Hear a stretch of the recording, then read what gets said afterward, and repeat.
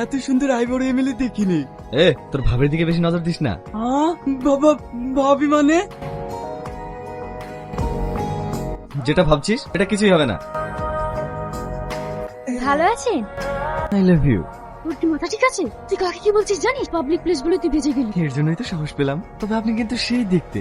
তোকে না? তোমাকে না সেই লাগছে। ম্যাডাম, বেশি উত্তেজিত হবেন না। এটা পাবলিক প্লেস, আর তোমার সামনে ভোট। এইবার ভোটটা আমাকেই দেবেন। তোমাকে তো মন প্রাণ সবই দিয়েছি সোনা, ভোট তো ছোট জিনিস। দাঁড়ান ম্যাডাম, একটা ছবি তুলে নি। ম্যাডামের সাথে একটা ছবি তুলে দে। শালা নিজেও মরবে, আমাকেও মারবে। ম্যাডাম হাতটা কাঁধে রাখুন। ম্যাডাম, যা বলছি তাই করেন। এই একটা ছবি তো। তোকে আমি দেখে নেব।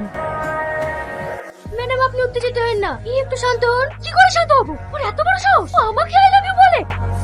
ম্যাডাম, এইদিকে দেখুন। এমএলএ ম্যাডাম হঠাৎ করে আপনার কলা ধরলো কেন? দেখুন, ভালোবাসার মধ্যে এরকম টুকটাক ঝামেলা হতেই পারে। এখন আপনি যদি অন্য একটা ছেলের সঙ্গে কথা বলেন তাহলে আপনার সামনে রাগ করবে না? মানে? আমরা দুজনকে 7 বছর থেকে ভালোবাসি। কি? হ্যাঁ, কাল আমার এক বান্ধবীর সঙ্গে কথা বলতে দেখে ওর একটু অভিমান হয়েছে। আমি এতে কিছু মনে করি না। আসলে আমাকে অনেক ভালোবাসে তো। ভালোবাসার মাঝখানে একটু আধটু শাসন করার অধিকার সবার আছে। এই দেখো, ওর নাম করতে না করতেই কল চলে এসেছে। হ্যাঁ জান, তোমার ব্যাপারেই কথা বলছিলাম। সরি সোনা, আমি আর কারোর সঙ্গে কথা বলবো না। আচ্ছা ঠিক আছে, তোমার ভোট বেরোলেই আমরা দার্জিলিং ঘুরতে যাবো। আমি ওকে কখন কল করলাম? আপনারা দেখতেই পাচ্ছেন, এত বড় এমএলএ হয়েও একটা সাধারণ ছেলেকে 7 বছর ধরে ভালোবেসে যাচ্ছেন মিস্তুহি না। তুমি তাড়াতাড়ি ওর হাত পা ভেঙে আমার সামনে নিয়ে আসতে বলো। চল। কলার ছাড়। কলা ছাড়বে মানে? চল।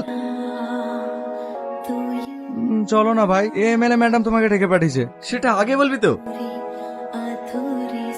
এদেরকে আবার পাঠানোর কি দরকার ছিল? তুমি একবার ফোন করলে তো আমি ছুটে চলে আসতাম। বন্ধ কর তোর নাটক। তোকে আমি যেটা জিজ্ঞেস করছি সেটা বল। তোর সাথে আমার 7 বছরের রিলেশন, আমাদের মধ্যে মানবিমান চলছে, তাহলে তুই এগুলো কেন বলছিস? তোমার কাছে পৌঁছানোর জন্য। মানে? কারো স্বপ্ন থেকে ইঞ্জিনিয়ার হব, ডাক্তার হব, উকিল হব, কিন্তু আমার ছোট থেকেই স্বপ্ন তোমার মতো সুন্দর এক এমএলএর হাজবেন্ড হব। বাহ, খুব সুন্দর। ইলিশ মাছ দিয়ে ভাত খেয়েছো না? দেখো, তুমি কিন্তু খুব বেশি বেশি করছো। জানো এর পরিণতি কি হতে পারে? চুপ। যেদিন আমাদের দুজনের বিয়ে হবে না, সর্বপ্রথম তোকে কাজ ছাড়া করবো। তুই কিন্তু আমার ধৈর্যের বাঁধ ভেঙে ফেলছিস। শান্ত হতো। দেখি মোবাইলটা। নাম্বারটা সেভ করে দিলাম, যখন মন চাইবে কল করো। টাটা। এটা আমার আর সহ্য হচ্ছে না। তুমি তাড়াতাড়ি ড্যানিকে ফোন করো। আজকের বিশেষ খবর, হোম মিনিস্টার স্বয়ং দিল্লি থেকে নবাবগঞ্জে আসছে। তিনি যে কি কারণে আসছেন সেটাই আমরা তার মুখ থেকে সরাসরি জেনে নিই। স্যার, আপনি যে এতদিন পর হঠাৎ করে নবাবগঞ্জে ফিরছেন, তার বিশেষ কারণটা জানতে পারি? আমার সেখানে কিছু কাজ আছে, তার জন্যই আমি ওখানে যাচ্ছি।